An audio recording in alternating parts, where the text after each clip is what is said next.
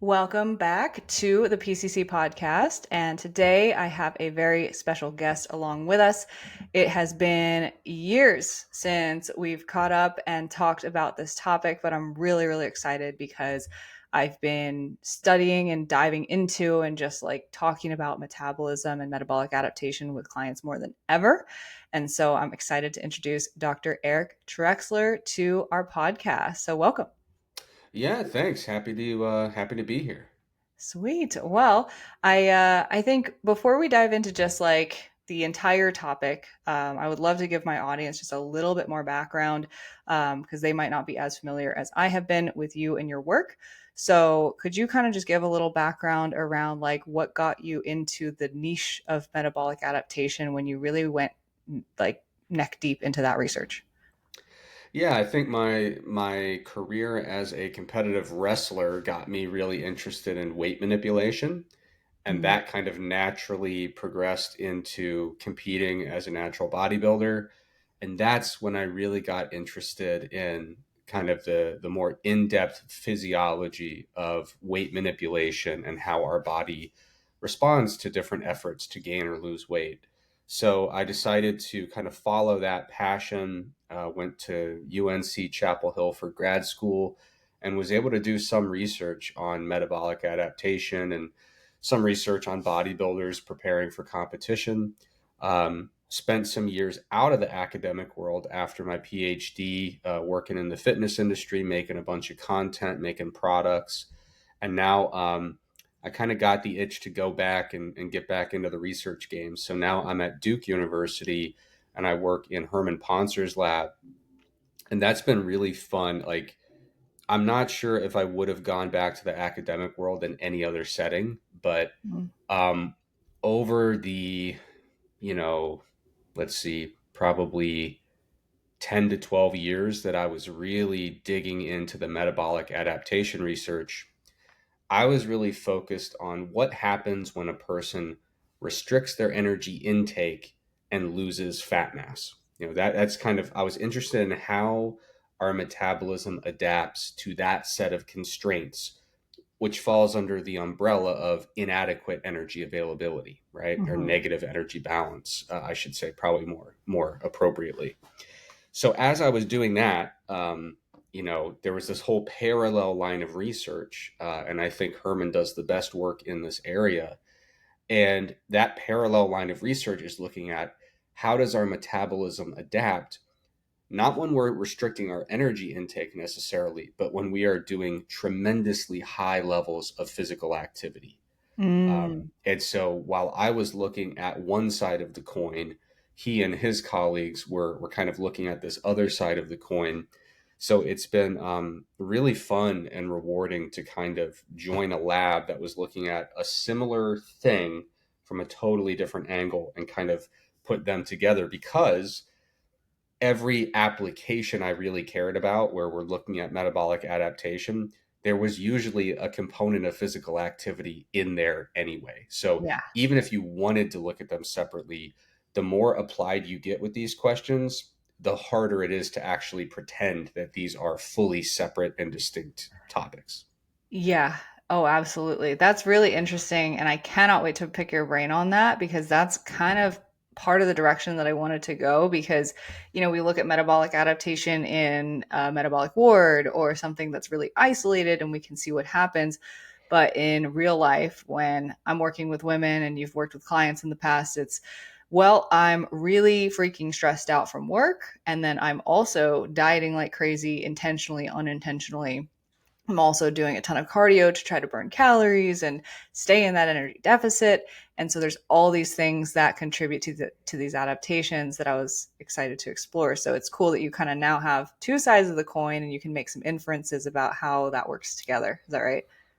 Yeah, absolutely. The only challenge was, I don't know if I mentioned this, but Herman's lab is in Duke University. And as a graduate of UNC, I had to go through a really rigorous conversion process because of the rivalry between those Yeah. schools. I had to kind of prove my allegiance, but now I'm firmly, squarely in the Duke family. So I've got that going for me.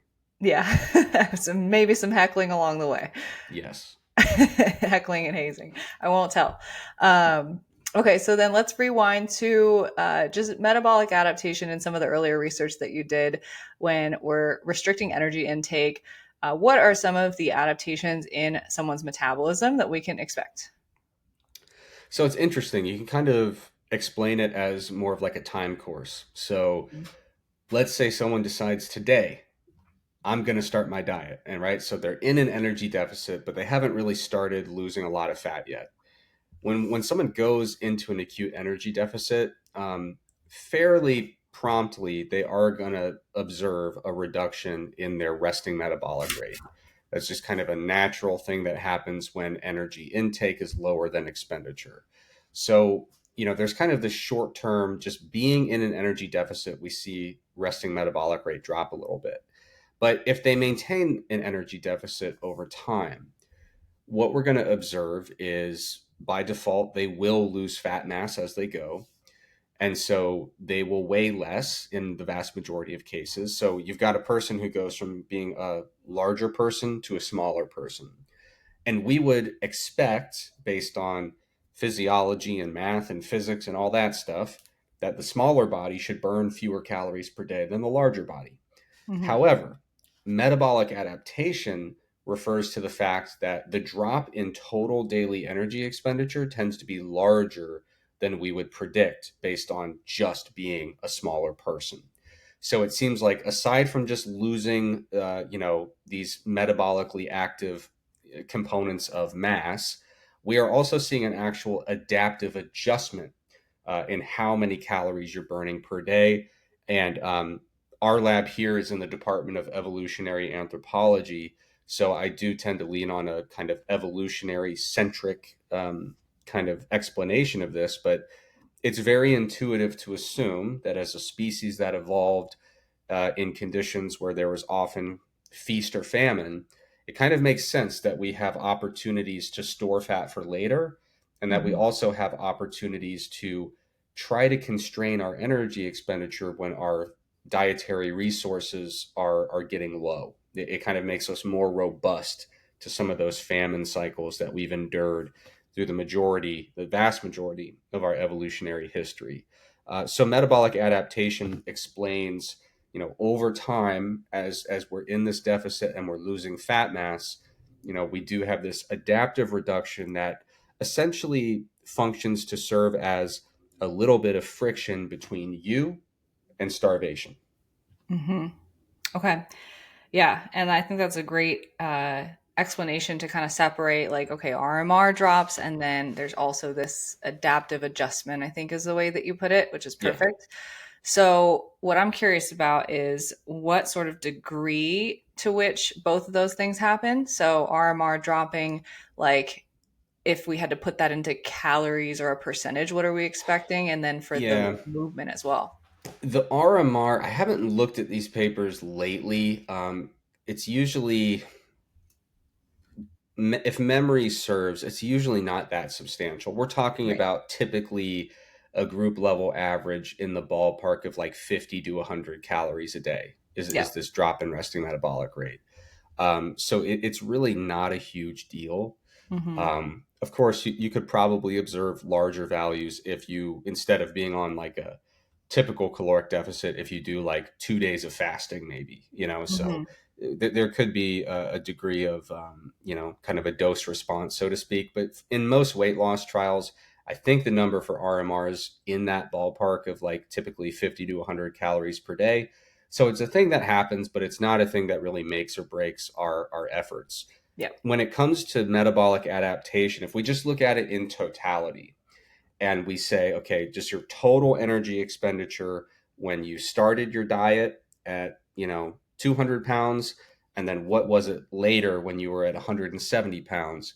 If we assume you were weight stable at both of those time points, so you started at a stable weight, you lost over 10% of your body mass, and now you're stable again, we could expect to see that your total daily energy expenditure has actually dropped by as much as 25%.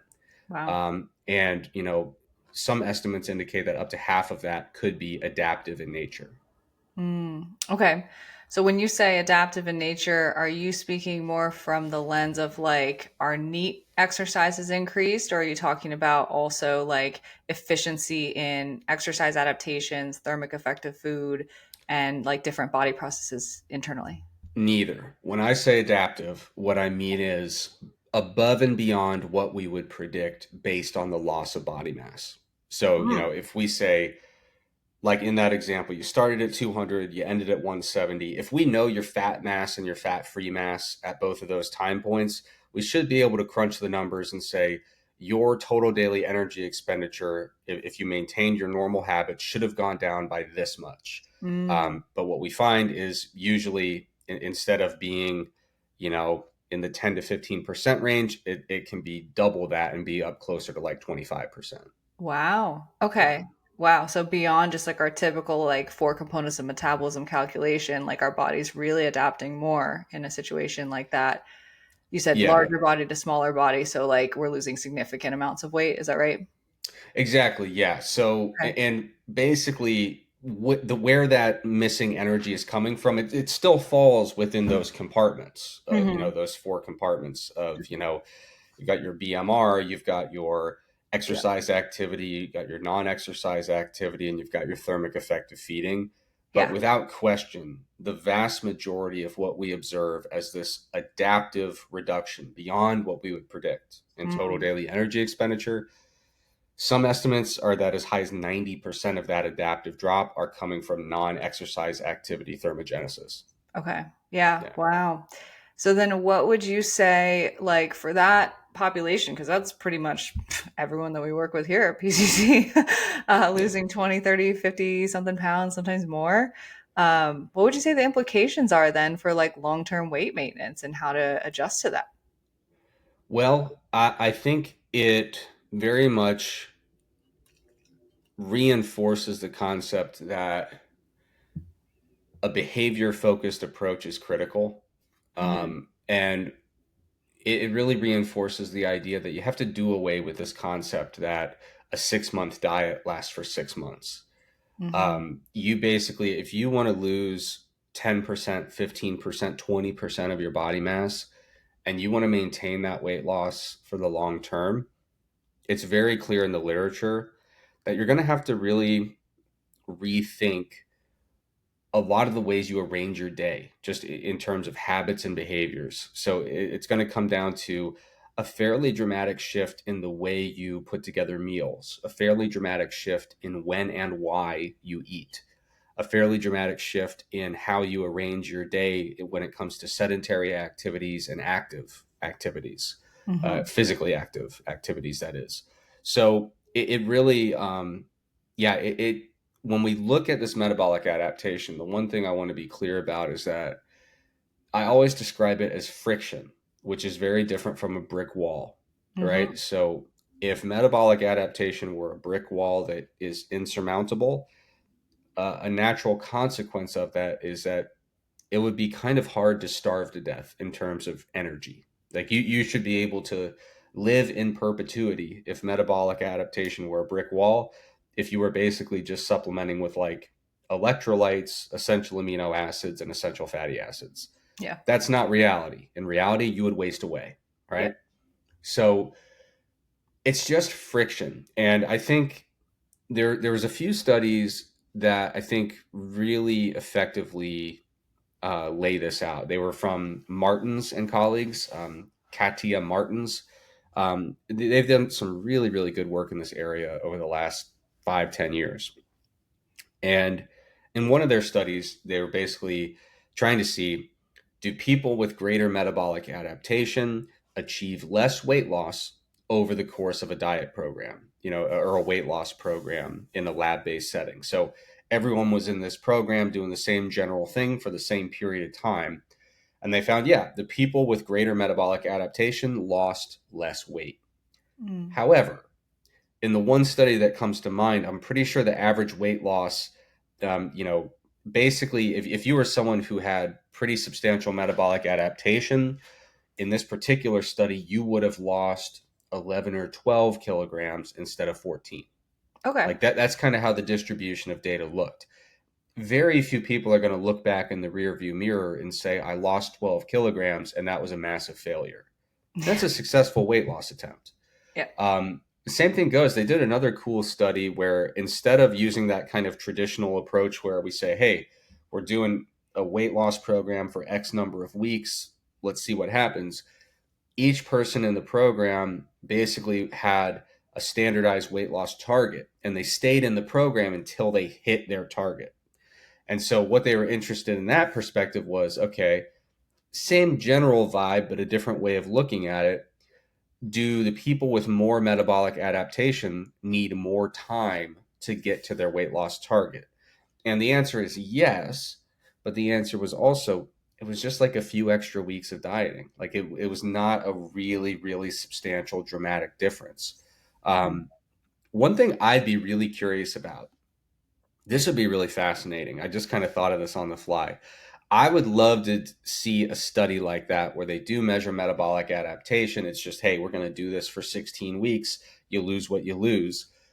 I would be really curious to see if people are even able to self-identify as having more sluggish metabolism versus, I wonder if people can even, if the effect is large enough that people could truly identify whether their metabolism was lagging behind their peers Mhm. without being able to look at their data. Because I do suspect that the impact is so modest, and the perception of a weight loss attempt is so prone to so many different inputs. I kind of wonder if people can even reliably self-identify as having a highly adaptive metabolism.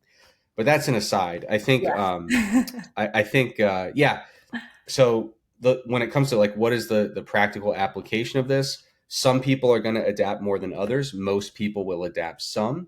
and we're talking about friction rather than a brick wall. So what that means is when you're dieting, if you do happen to be someone who has greater metabolic adaptation than the average or the norm, that's okay because it's always within a limit.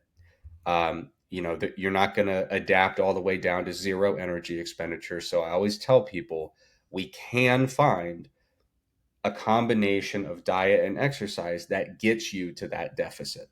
Mhm. Um, and what we need to do is focus on the habits and behaviors that you're going to be able to sustain, because we're going to get into that deficit. You're going to lose the weight. Things are going to slow down a little bit.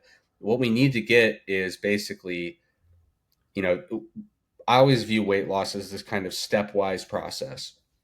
You introduce a deficit, you have a certain rate of weight loss. Eventually, it slows down a little bit. Things start adapting.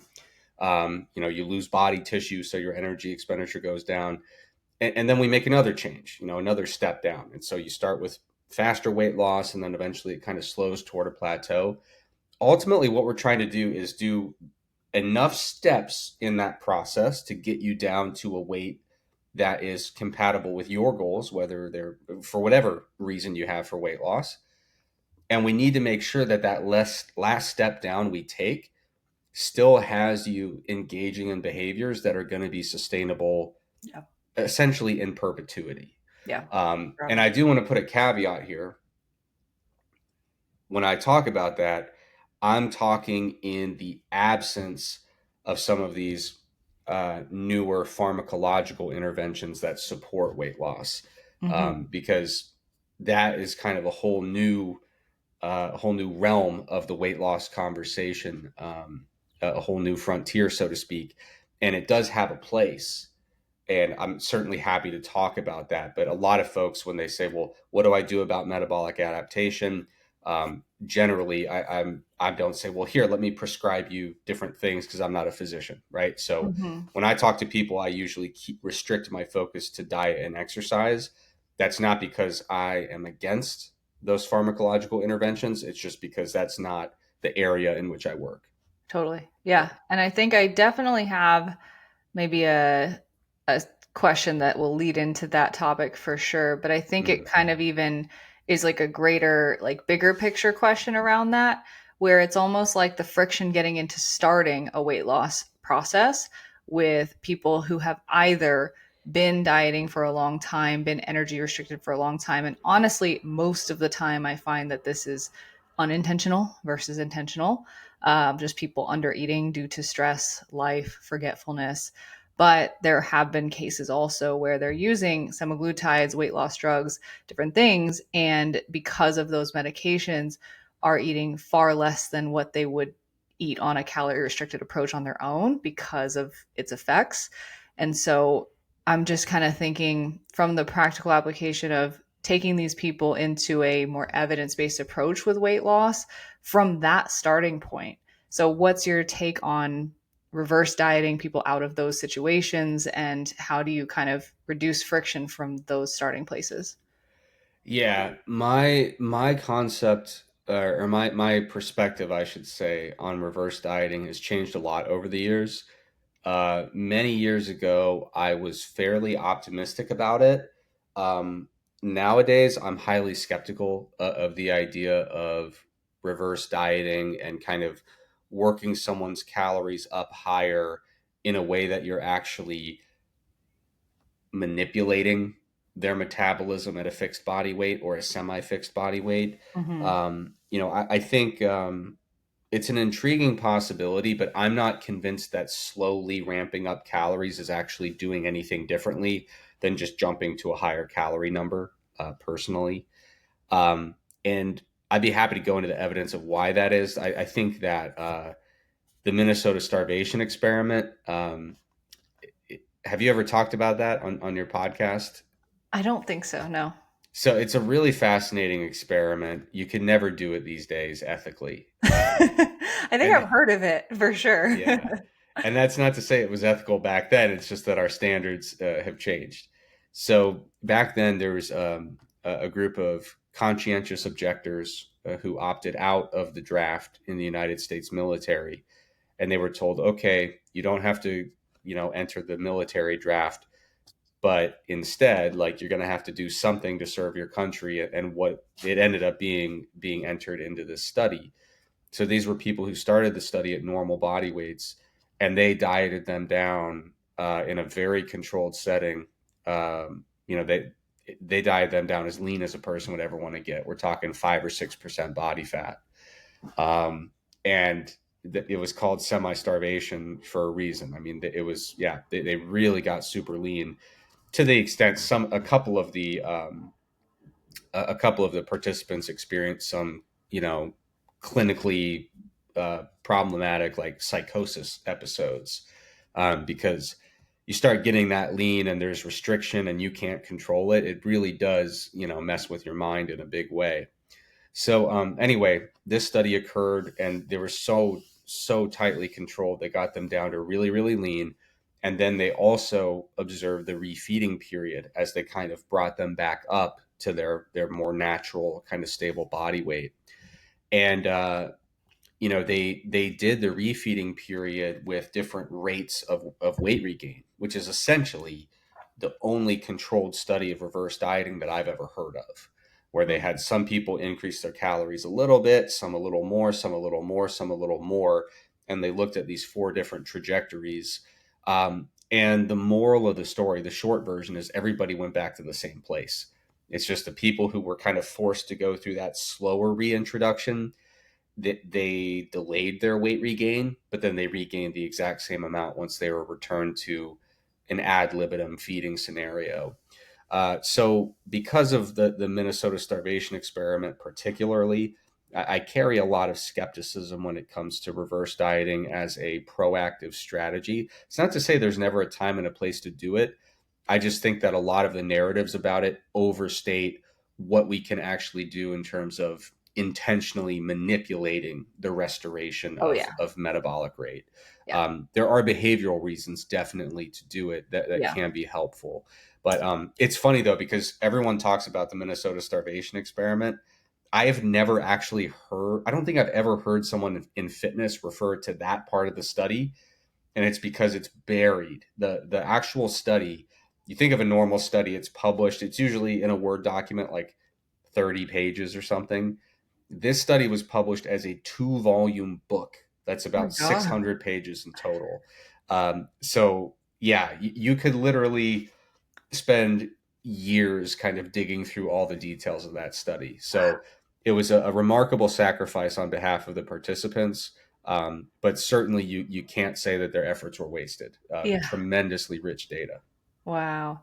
Yeah. No, I'm definitely with you on that. With reverse dieting is almost more of a psychological tool, at Yeah. least in my practice, because it's just the fear of eating more after Yeah. eating, 500 calories a day, 1200 calories a day, whatever the number is. And especially like whether it be the psychological side or like the digestive side, where they're just not used to eating that much food, where it can Yeah. just ease someone into that. But yeah, just the point at which I hear coaches talking about pushing people's calories up for the sake of boosting their metabolism. There's definitely, from what I'm hearing and what I feel like I've seen in practice, just that point of diminished returns for a lot of people. Yeah, yeah, definitely. And I think it's kind of funny because people will say like, look, we ramped you up. We've added 2,000 calories to your diet and you haven't gained a substantial amount of fat, but they do it so slowly that if you look at like the area under curve over that time period, it's like they still spent most of that in Yeah, like a definitely. 50 calorie surplus maybe. It's not like you're going to be, tacking on pounds and pounds and pounds of fat when you're kind of inching your way up toward these higher calorie numbers. So a lot of the times you talk to those people and say, okay, we ramped you up 2,000 extra calories, and then you stayed there, and 2 months later you gained all the weight you would expect by having that 2,000 extra calories. It just kind of took a while. Hmm. But yeah, I think reverse dieting is like you said, really good for psychological reasons, and it goes both ways. It's not just for people that are afraid of eating more. Another psychological benefit there is people who are really sick of being on low calories. Hmm. Sometimes it can be presented as like, okay, I know that if I ramp you up to really high calories right now, it's just more than you need. But what if we kind of start tiptoeing into this process and we know at least we're on the road to higher calories, right? Like Yeah. after dieting for so long and calories tend to get lower and lower and lower, at least if someone really wants their calories to be bumped higher than they probably should be based on their goals, it can be useful to say, let's work our way up there. So at least you feel like you're on the road to higher calories and you feel like you're progressing in that direction. Yeah, definitely. Okay. So then walk me through your thoughts on this. Just the overall like practical application of metabolic adaptation, like we talked about, not just in a metabolic ward, not just in isolation, but specifically, I'd be curious to know if you have more insight on like women's health, because then our hormones get involved in our cycles, and specifically with there's when there's a lot of energy restriction, women lose their cycle, and that can create a lot of problems, and just all of the implications of like chronic dieting over a long period of time, and how that life stress, training stress, like all just tends to compound. Yeah. And just kind of your thoughts on like where should we tread carefully as women in a dieting sense? Probably everywhere, but no, I mean, I would like to offer a physiological rationale for why this stuff all seems so interrelated. And the answer is because it is. Yeah. Um, so we've talked about metabolic adaptation. And if you were to ask me what causes it, I would say a drop in a hormone called leptin. Hmm. Your fat cells create leptin. When they start shrinking during weight loss, they produce less leptin. Your blood leptin levels go down. Now, your leptin receptors are up in the hypothalamus of your brain, and the hypothalamus coordinates a ton of stuff. So basically, leptin binding with its receptors in the hypothalamus is your body's way of constantly checking how are we doing in terms of energy? Do we have enough energy or are we falling short? So, when energy stores are getting low, when you've been dieting for a long time, when fat cells are shrinking, we see that all these things cause drops in leptin. Uh, Now, another thing that can cause, well, it doesn't cause a drop in leptin, but something that actually interferes with the biological activity of leptin is cortisol. There we So, go. so cortisol has this kind of antagonistic relationship with leptin where high cortisol levels blunt the biological activity of leptin. So now we see a scenario where you're dieting, you're losing fat, and you have a lot of life stress going on, that is arguably compounding the issue where the biological effect of leptin is further blunted. Um, Now, you mentioned the menstrual cycle being in the mix. Mm-hmm. Well, female sex hormones, if you look at where they're produced, you say, okay, well, we actually have to go up a little bit. Like hormones are produced, many of them in cascades that involve multiple structures and multiple precursor hormones. And what's really interesting is if you look at the entire cascade of events that leads to thyroid hormone being produced, if you follow it all the way back up, it goes to the hypothalamus. Yep. If you look at estrogen and you follow it all the way back up to where the whole cascade begins, it's the hypothalamus. And so what's really fascinating is there is research where they've brought in people who lost a ton of weight and they, you know, have no menstrual cycle, or an extremely irregular menstrual cycle, and they have low thyroid hormone and they have, low leptin, and their estrogen, everything is just low and totally, they're in that kind of stereotypical, classical, over dieted, worn out, low energy kind of state. Period is either gone or irregular. If you inject leptin routinely as a treatment, everything gets fixed. Like everything. Magic pill. Yeah, it really is incredible. So leptin really is kind of calling the shots, and it's also leptin in the hypothalamus is highly involved with appetite regulation. Mm-hmm. It's very much involved with your energy expenditure, your activity, like your subconscious activity levels. So you could go in a mouse model and do an ablation where you kind of surgically disrupt key little clusters of neurons in the hypothalamus. And depending on which neurons you disrupt with that ablation in these rodent models, you can turn them so ravenous in terms of their appetite that I've literally read papers where they noted 3 of the mice died because they were eating so aggressively they choked on their food. And these are mice at a natural body weight who it's just their hypothalamus is out of whack and they can't stop eating. You can do the opposite with a different type of ablation where animals will almost voluntarily starve themselves to death because they're just not interested in Yeah. eating because of a hypothalamic ablation. And then the same thing can be kind of modulated when it comes to activity level, becoming extremely, extremely inactive or becoming extremely hyperactive.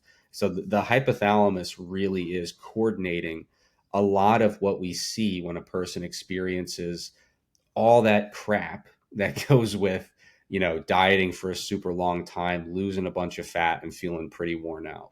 So yeah, to answer your question, all that stuff feels related because it is. Mm-hmm. And where should people tread lightly? I think people should try to modify their behaviors as it pertains to weight loss with the lightest touch possible. Mm-hmm. Because what you find is if you push things way too hard at the beginning and the wheels start falling off in terms of all that stuff I just discussed, it's Yeah. really hard to just barely titrate it and scale it back a little bit and then feel like, okay, cool, now we'll just cruise here and have more weight loss success. What you really prefer to do, in my opinion, is kind of make a very sensible, fairly conservative set of changes at first, get weight going in the right direction, and then only once you're truly plateauing do you reassess. And again, have a light touch. Make small dietary modifications, make small increases in physical activity. And I would say I would definitely encourage people to focus more on the diet side than the physical activity side as a weight loss tool. Mm-hmm. A huge component of our work here at Duke is demonstrating, kind of time and time again, that the input versus the output when it comes to using cardio as a weight loss tool is really unsatisfactory. It's a huge investment for very little gain. Yeah. Now, cardio, I will say, probably one of the best things a human can do for their health, Yeah. both physical and mental. So we're not anti-exercise. We're anti-exercise as a weight loss tool. Yeah. As a health tool, again, one of the best things you can do. But yeah, I encourage people to definitely tread lightly, have a light touch, ease into some of these behavior changes that are going to be actually sustainable in the long term. Totally. Yeah. And it's cool that you brought the like everything with leptin into the picture too, because that actually closed some loops for me.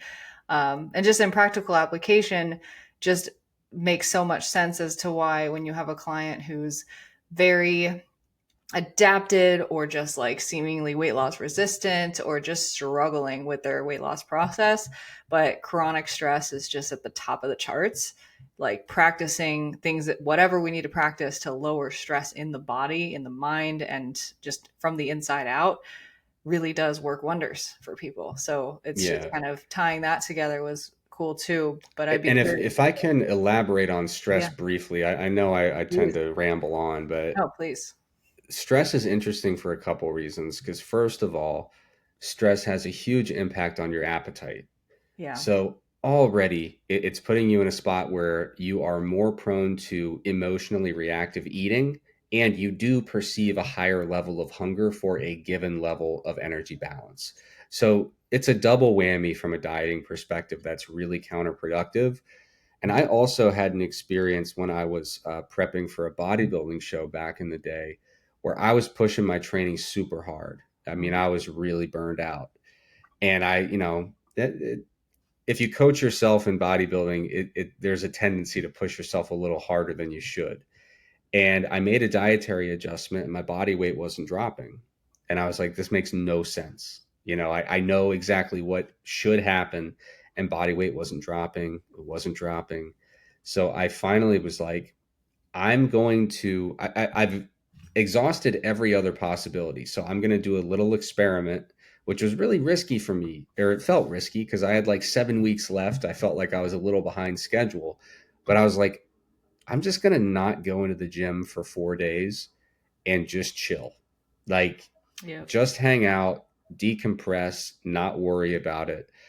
And I lost literally like 3.5 pounds over that 4 day period. And absolutely what was happening was I was ramping everything up to 11. I was stressed like crazy, and my cortisol levels were through the roof, and they were causing me to retain extra body water. So it's not Mhm. that I wasn't losing fat during that period. It's that my fat loss was being completely masked by this stress induced fluid retention. And only after I alleviated the stress could I actually see the manifestation of that fat loss. So, stress is a really, really wacky thing when it comes to Yeah. weight loss. It really is. And I mean, I feel like that's where the behavior modification just comes into play because if you can create a less stressful environment, mindset, habits, it's going to set you up for success across the board. So, Yeah. um, I am curious to know on the more recent research that you're doing on the exercise side and how that then plays into it. Because you were kind of just alluding to, okay, the cardio we're finding is just as a excess cardio for caloric burn for losing the weight, not as productive as we once thought. I'd love to hear your thoughts on just how that interplays with high stress, with metabolic adaptation, and just uh, the whole nine. Yeah. It's really amazing. So if you look at literature on birds that migrate, Herman was just showing me this the other day, so I can't take credit for it. But if you look at the literature on birds that migrate during certain periods of the year, they're literally flying nonstop, and you can look at other periods of the year where they're just chilling. And in some cases, they literally aren't even flying because their wings are molting.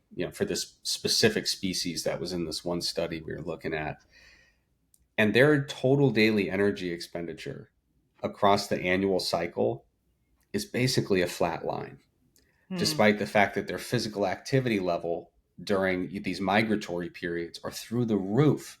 Yeah. And then there's these periods when they're molting that they like barely move. And it's a testament to how much our body is so good. Ours, birds, bodies in general are really, they tend to be very, very good at allocating energy resources in a sensible way, Hmm. keeping things within a manageable energy budget. And what's really fascinating is in our lab, we've done plenty of research going to hunter-gatherer populations, or populations that do a lot of foraging, some small-scale herding of animal, really like subsistence type economies where you are being highly active to procure your own food. We'll find communities where people do, they average 35,000 steps a day, no big deal. But, we've looked at, between us and our network of collaborators, we've looked at communities in Siberia, South America, Kenya, Tanzania, you name it, Malaysia, all over the world. And what we find is like total daily energy expenditures, even after you account for body mass, are not all that different between the sedentary 9 to 5 desk job American who everything they do is at a strip mall with a parking spot 10 feet from the door, and these hunter gatherer communities.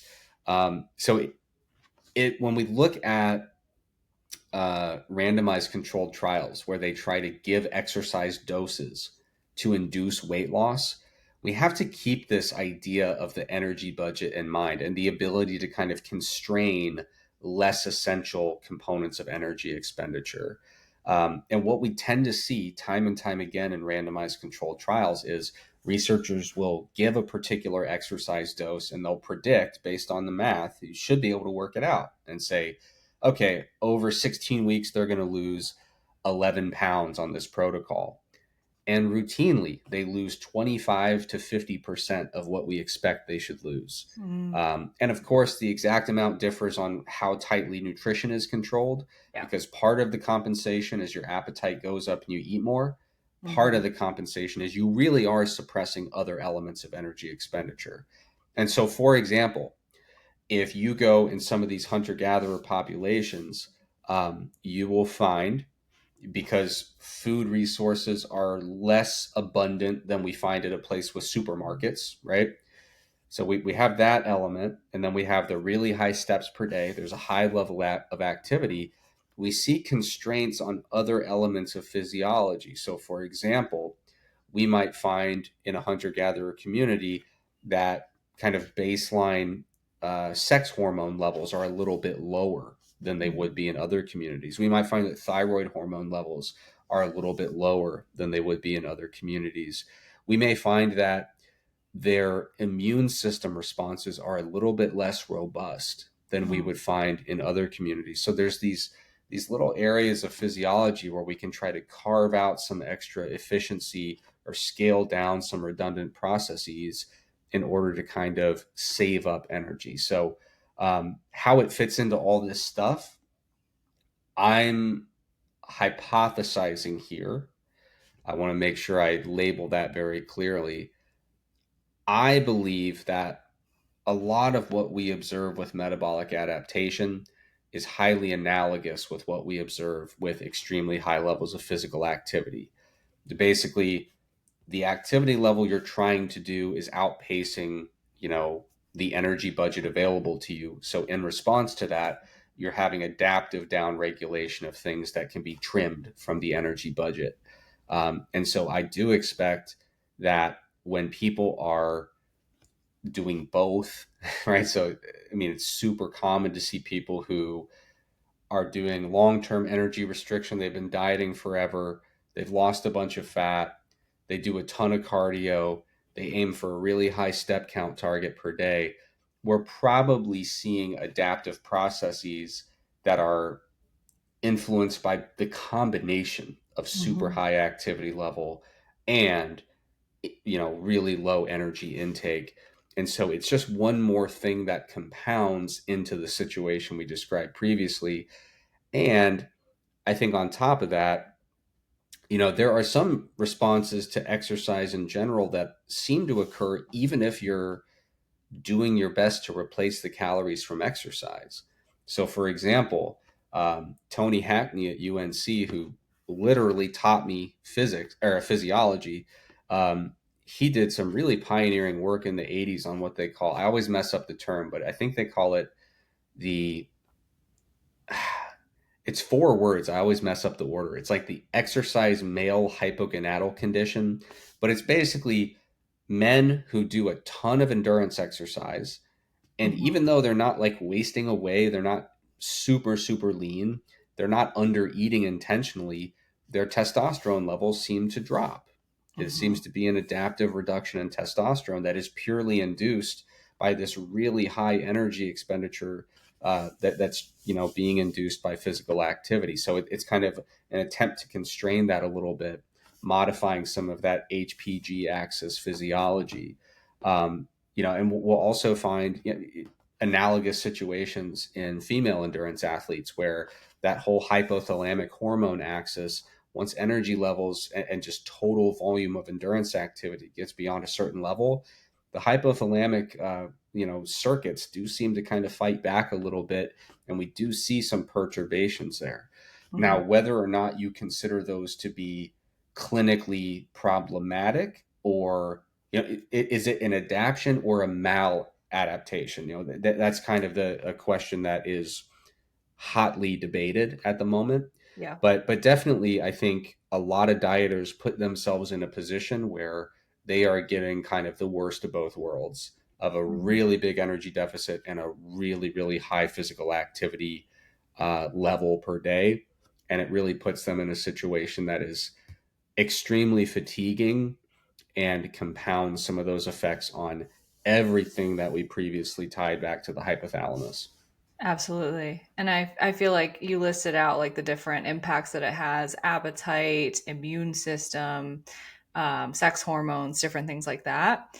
And I was going to say, I definitely see kind of the argument back and forth of like what's clinically relevant versus not, just in the like coaches space. Because I mean, when it comes down to those types of people, whether it's endurance athletes or it's just chronic dieters who are at it and at it and at it, the thing that really matters for them and the people that come to us is their subjective experience of like, I'm so effing tired all the time. I can't sleep.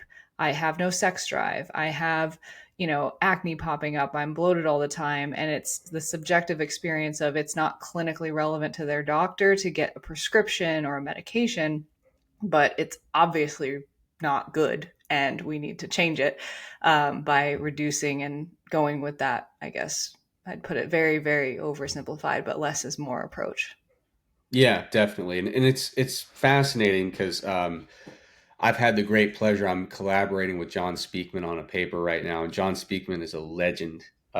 He's done so much cool research over the decades, but he's got a really great paper about what he calls, I think, the clean cupboards hypothesis, and it gets at this idea of like when we talk about energy restriction and the physiological responses, what do we call good, what do we call bad, and what do we call neutral? And so the clean cupboards metaphor that he uses is you've been locked in a house and there's a whole pantry full of food and no big deal, right? You can't get in or out. Nobody's bringing extra food, but for a while there, no big deal. You eat the food that's there, it's fine. But eventually, the stuff in the cupboards are clean. You're out of the food, and eventually, you're going to have to tap into stuff that really shouldn't be eaten, right? So eventually, you're eating the house plants just to kind of Yeah. feel like you ate something as you're kind of starving and withering away. So Okay. the metaphor is, when someone is engaging in like fairly modest energy restriction and they've got fat to lose, no big deal. They're just burning through fat. We're probably seeing improvements in a lot of their cardiometabolic indices, and everything's good. But at a certain point, as the energy budget gets stressed to a much more substantial extent and body fat stores start getting low, now you're starting to make some interesting compromises. So you maybe your testosterone levels start to fall a little bit. Is that necessarily a problem? Maybe not. It depends on how you're feeling in terms of vitality, libido, etc. Fertility markers, the whole deal. But eventually, you will start getting to situations where it's like, because you've been so restricted, instead of like chipping into the easy stuff in your budget, now you're eating the house plants. And the metaphor there is now you're shrinking your immune capabilities because you have Mm-hmm. to, because of your restricted energy budget. Or maybe now it's harder for your body to actually heal a wound if you happen to get cut. So at a certain point, we start chipping away from, at first it's the non-essentials, but eventually it does become the essentials. And so I just love the way that that paper looks at these energy budget decisions and kind of contextualizes them as what can be good, but what also can become bad. And the context for that paper, just to provide more clarity, is a lot of folks have said, based on animal model research, that we should be doing pretty substantial caloric restriction to extend our lifespan. It's Mhm. one in animal models, depending on the model, it's one of the most effective strategies out there for lifespan extension. But Speakman's metaphor very much hits at the point that it's like, well, if you do pretty severe long-term energy restriction as a longevity approach or a longevity strategy, maybe there could be some value for some of these cardiometabolic indices. However, maybe you don't heal wounds as well, and maybe you die from an infection, or maybe you get a normal illness that your body would normally fight off, and you succumb to it because you don't have the energy available to actually mount an immune response. Yeah. So it's really fascinating the kind of trade-offs that occur with the human energy budget, and where those things can be viewed as a positive thing and where they can turn negative. Yeah, definitely. I love that analogy. You had me lost there for a second, and I was like, Yeah, I see where had you're to bring it going. back a little bit. Yeah. But I do have one more question for you, if that's okay. Yeah. And that would be, so for our listener who is typically a woman who has been struggling with her weight, she has a significant amount that she wants to lose, and she does deal with a lot of stress and is trying to get better with strength training and evidence-based nutrition principles. But what are some of your like top, let's say the top checklist for how this person can mitigate metabolic adaptation as they go through their journey as much as possible? Well, first of all, I think they should address their stress to the extent they can, just for quality of life reasons. Yep. So a little bit of aerobic activity can help with that. Meditation can help with that, and other similar types of relaxing activities. Uh, Proper sleep habits and good sleep hygiene can go a long way. So I think it's worthwhile to, just for its own sake, address the stress component. When it comes to metabolic adaptation, there's not a whole lot we can do directly. We of course want to follow best practices during weight loss, which is a sustained but conservative energy deficit over time, adequate protein intake, and ideally you're including resistance training as part of your plan, in addition with some other physical activity, just for general health and well-being. Um, I think the most important thing that you can really do about metabolic adaptation is basically know that it exists, plan for it, and understand that it represents friction rather than a brick wall. So knowing about it is the first step, obviously. Planning for it basically means that you understand that just because you're losing weight at a decent clip now does not mean that's going to continue in perpetuity, and you're mentally prepared for the fact you're going to need to make further adjustments as you go.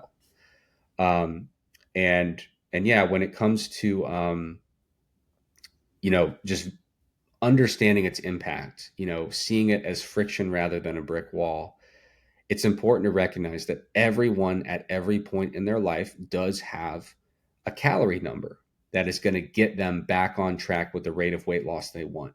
It is always there. No one has ever metabolically adapted themselves into a position where that number doesn't exist. So you always have solutions available.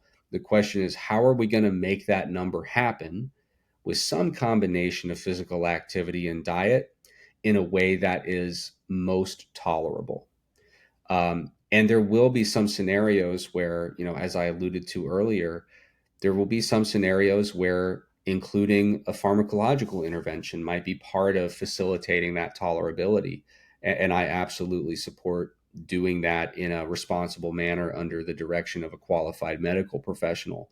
But really, that's what we're trying to do with metabolic adaptation. Is I used to have a lot of optimism about techniques to try to cheat our way through it and kind Mhm. of trick it and circumvent it. And basically, they've all fallen flat in the literature so far. And so my suggestion is not to try to beat it, but to work on an acceptance oriented approach and say, what am I going to do when this shows up? And the answer is lean on more behavioral, more adjustments to your behaviors and habits, so that you can reintroduce that deficit and keep things moving without panicking. Yeah, love that. Very simply put, but beautifully said. Yeah. Awesome. Well, then, where can the people find you for more of your work or keeping up with what's going on with Eric? Yeah. Well, a lot of my work is in the Mass Research Review. So you can learn more about that at massresearchreview.com. We basically review the newest, most useful studies in exercise and nutrition every single month. And you can find me on the Iron Culture podcast, wherever you get podcasts. And on Instagram, I am at Trexler Fitness.